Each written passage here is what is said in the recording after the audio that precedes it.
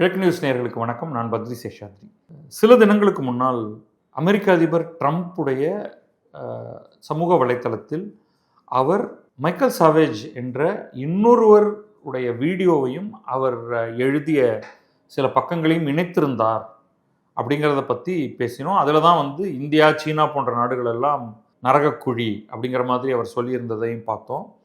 அதில் முக்கியமாக அவர் டார்கெட் பண்ணது பர்த் ரைட் சிட்டிசன்ஷிப் அப்படிங்கிறது.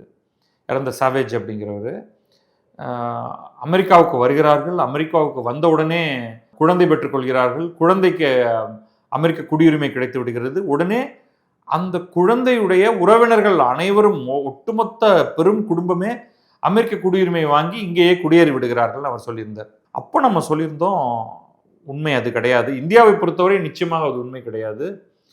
இந்தியாவுடைய பாத்தே வேற.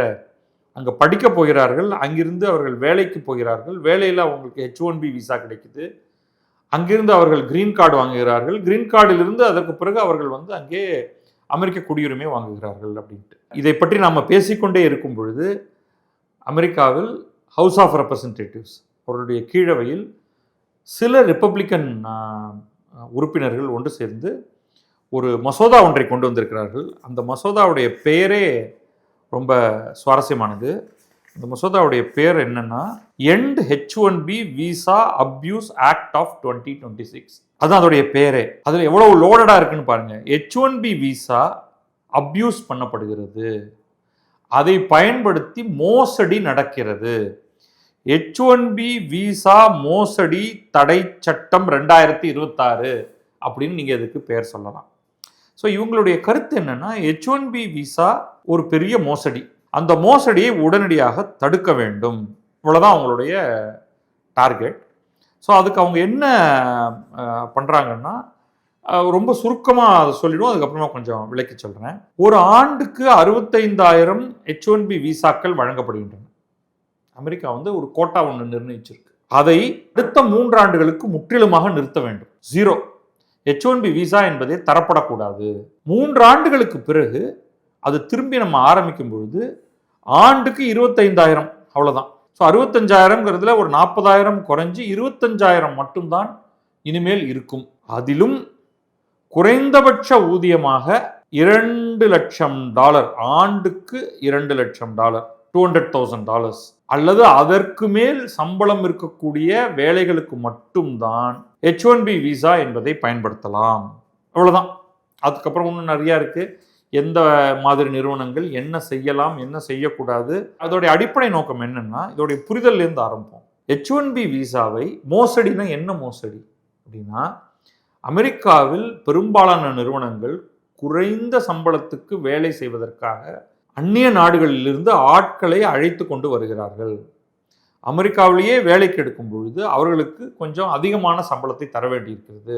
அப்போ அந்த சம்பளத்துக்கு கட்டுப்படியாகாது அல்லது ப்ராஃபிட்டை அதிகப்படுத்தணும் அப்படிங்கிற காரணத்துக்காக நிறுவனங்கள் வெவ்வேறு நாடுகளுக்கு போய் அங்கிருந்து ஆட்களை அழைத்து கொண்டு வந்து அமெரிக்கர்களை வைத்தே இப்போ இந்தியாவிலிருந்து உதாரணத்துக்கு எடுத்துப்போம். இந்தியாவிலிருந்து ஒருவரை அழைத்து வந்து அமெரிக்கர்களை இந்த இந்தியருக்கு வேலையை சொல்லித்தர வைத்து, வேலையை சொல்லிக் கொடுத்த உடனே இந்த அமெரிக்கர்களை வேலையை விட்டு நீக்கிவிட்டு இந்தியர்களை மட்டுமே பயன்படுத்துகிறார்கள். இந்த இந்தியர்களும் அடுத்தடுத்தடுத்து மேற்கொண்டு ஆட்களை வேலைக்கு எடுக்கும் பொழுது இந்தியர்களையே எடுக்கிறார்கள். இறுதியில் பார்த்தா அந்த நிறுவனத்தில் அமெரிக்கர்களுக்கு வேலை என்பதே தரப்படுவதில்லை. இதுதான் முதன்மை குற்றச்சாட்டு. அப்படி வர்றவங்க இங்கேவே செட்டில் ஆயிடுறாங்க, அப்படியே அவங்க கிரீன் கார்டு வாங்குறாங்க, அங்கிருந்து குடியுரிமையும் வாங்கிடுறாங்க. அப்புறம் குடும்பத்தை அழைத்து கொண்டு வருகிறார்கள். H1B விசா வந்துருச்சு அப்படின்னா அதோட டிபெண்ட் விசா, கணவனாக இருந்தால் மனைவியை அழைத்து வரலாம், குழந்தைகளை அழைத்து வரலாம். அதற்கு பிறகு அப்படியே கொஞ்சம் கொஞ்சமாக இங்கேயே என்ட்ரன்ஸ் ஆகிடலாம். அப்படிங்கிறது தான் இதில் மோசடி அப்படின்னு சொல்கிறது. இந்த விசா மோசடிகள், H1B இதில் என்ன குற்றச்சாட்டுகள் அப்படிங்கிறத பற்றி நம்ம இதுக்கு முன்னாடி ஒரு வீடியோ ஒன்று பண்ணியிருக்கோம். அதையும் நீங்கள் ஒரு தடவை பார்த்துருங்க. நீங்கள் இதுதான் அவங்களுடைய முதன்மையான குற்றச்சாட்டு. அதை நிறுத்தணும் அப்படிங்கிறது தான் நோக்கம். இந்த சட்டத்தை இவங்க கொண்டு வரதன் மேலே வாக்கெடுப்பு நடக்கும். இது உடனே சட்டம் ஆயிடுமான்னா, இது நம்ம ஊரில் கொண்டு வர ஒரு மசோதா மாதிரி தான். இப்போ ரொம்ப சமீபத்தில் நாடாளுமன்றத்தில் ஒரு மசோதா சிலவற்றை டீலிமிட்டேஷனுக்காக கொண்டு வந்த மசோதாக்கள் எல்லாம் தோற்கடிக்கப்பட்டன. அதே மாதிரி தான் இதுவும். இங்கே இது கொண்டு வந்திருக்கக்கூடிய இந்த மசோதாவை வெற்றி பெறச் செய்ய ரிப்பப்ளிகன்ஸுக்கு சிம்பிள் மெஜாரிட்டி இருக்கு. ஆனால் ரிப்பப்ளிகன்ஸ் அத்தனை பேருமே இதுக்கு வாக்களிப்பார்களா? இதெல்லாம் நமக்கு ஒரு கேள்வி. அப்படி அவங்க பாஸ் பண்ணாலும் இது செனட்டுக்கு அனுப்பப்படும். அங்கே பாஸ் ஆகணும். செனட்ல பாஸ் ஆனதுக்கு பிறகு அது பிரசிடென்ட்டுக்கு போகணும். பிரசிடென்ட் அதுக்கு கையெழுத்து போடணும். இங்கே இந்தியா மாதிரி நாடாளுமன்றம் பாஸ் பண்ணிருச்சுன்னா அது பிரசிடென்ட்டுக்கு வந்துருச்சுன்னா பெரும்பாலும் இங்கே நம்ம பிரசிடென்ட் சைன் போட்டுருவாங்க. அங்கே அப்படி கிடையாது. ஏன்னா அவர் எக்ஸிக்யூட்டிவ் பிரசிடென்ட்.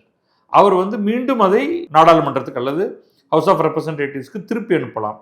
திருப்பி அனுப்பினா அது அங்கே நாடாளுமன்ற நிலைக்குழு மாதிரி அங்கேயும் ஒரு ஸ்டாண்டிங் கமிட்டிக்கு போகும். அது ஒரு சுத்த வேண்டியதான ஒரு நிலை ஒன்று ஏற்படும். அதனால் ஓவர் நைட் இது நடக்க போகிறதில்ல. இருந்தாலும் இது ஒரு ஐடியா தான். இப்போ பார்த்தீங்கன்னா ஒவ்வொருத்தரும் என்ன சொல்கிறாங்க அப்படின்னு பாருங்கள். இந்த சட்டத்தை அறிமுகப்படுத்திய எலி கிரேன் அப்படிங்கிறவர் அவர் என்ன சொல்கிறாருன்னா, உண்மையிலேயே நம்முடைய அரசானது நம்முடைய நாட்டில் இருக்கக்கூடிய இங்கே கடினமாக உழைக்கக்கூடிய நம்முடைய குடிமக்களுக்குத்தான் உதவ வேண்டுமே தவிர பெருநிறுவனங்கள் தங்களுடைய அகோர லாப பசிக்கு இறை போட்டு விடக்கூடாது அப்படின்னு ரொம்ப ஒரு பிக்சரஸ்கான ஒரு இதை தீட்டுறார் அவர். இந்த H1B சிஸ்டத்தை பயன்படுத்தி கொண்டு நீங்கள் அமெரிக்காவில் இருக்கக்கூடிய மக்கள் ஒரு வேலையை செய்ய முடியும் என்னும் பொழுது அவர்களை துரத்திவிட்டு அந்த இடத்தில் வெளிநாடுகளிலிருந்து ஆள் யாரையும் கொண்டு வரக்கூடாது. இந்த விசா ப்ராசஸை நம்ம இன்னும் நிறைய புரோட்டோகால்ஸை கொண்டு வரணும். We should prioritise the livelihood of Americans. அமெரிக்கர்களுடைய வாழ்க்கை ஜீவிதம் தான் முக்கியம். லைவ்லிஹுட் அவங்களுக்கு சாப்பிட்றதுக்கு வழி இல்லாமல் இருக்கும் பொழுது நீ வெளிநாட்டிலிருந்து ஒருவரை கொண்டு என்ன பிரயோஜனம் அப்படின்ட்டு இதை நிறையா ரிப்பப்ளிகன்ஸ் இதை சப்போர்ட் பண்ணுறாங்க. ஒவ்வொருத்தரும் வெவ்வேறு லெவலுக்கு இதை எடுத்துகிட்டு போகிறாங்க.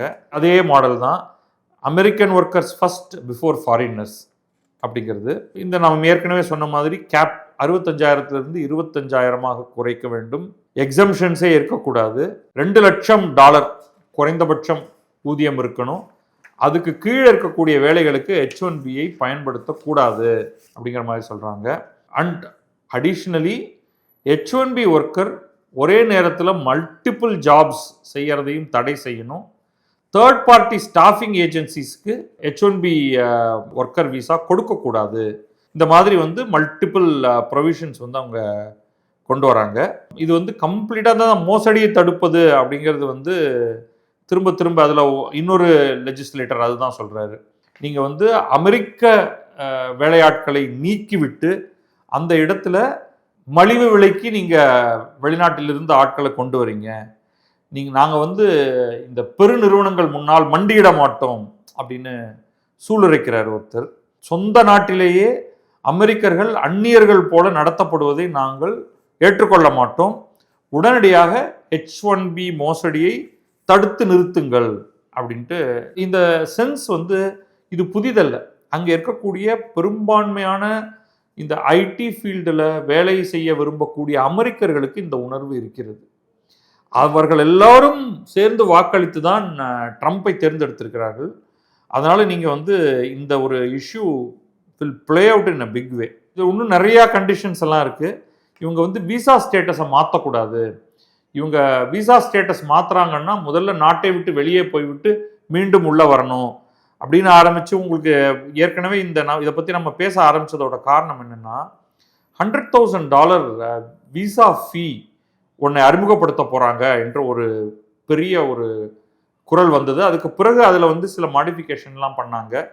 இது என்னென்ன விதத்துலலாம் வெளிநாடுகளிலிருந்து ஹை பேயிங் ஜாபுக்கு கொண்டு வரக்கூடாது யாரையும் அப்படிங்கிற ஒரு நோக்கத்தோடு தான் இந்த செயல்பாடுகள் இருக்குது. இது இந்தியாவை பாதிக்குமா என்றால் கட்டாயம் பாதிக்கும். இந்தியர்களுடைய ஒரு கனவே அமெரிக்காவுக்கு போய் அங்கே ஒரு வேலையை தேடிக்கொண்டு அங்கே நிரந்தரமாக வாழ்வது அப்படிங்கிறது தான். பல அமெரிக்கர்களோட உண்மையான கனவு இதுதான். இப்போ அவர்களுக்கு இது முடியாத ஒன்றாக போகும். இதில் சிட்டிசனாக இருப்பவர்கள் தவிர இன்றைக்கு H1B விசாவில் இருப்பவர்களுக்குமே இது விரைவில் ஆபத்தாக முடியும். பட் இதை நீங்கள் தடுக்கலாம் முடியாது. இப்போ இந்தியா இதில் தலையிடாது. ஓப்பனாக எதையுமே பேசாது. இது அந்த நாட்டில் இருக்கக்கூடிய மக்களுடைய கோணம், அவர்கள் எப்படி இயங்குகிறார்கள், அவர்களுடைய விருப்பங்கள் என்ன போன்ற பலவற்றை அடிப்படையாக வைத்தது. இதற்கு நம்ம பதிலுக்கு கேட்கலாம்.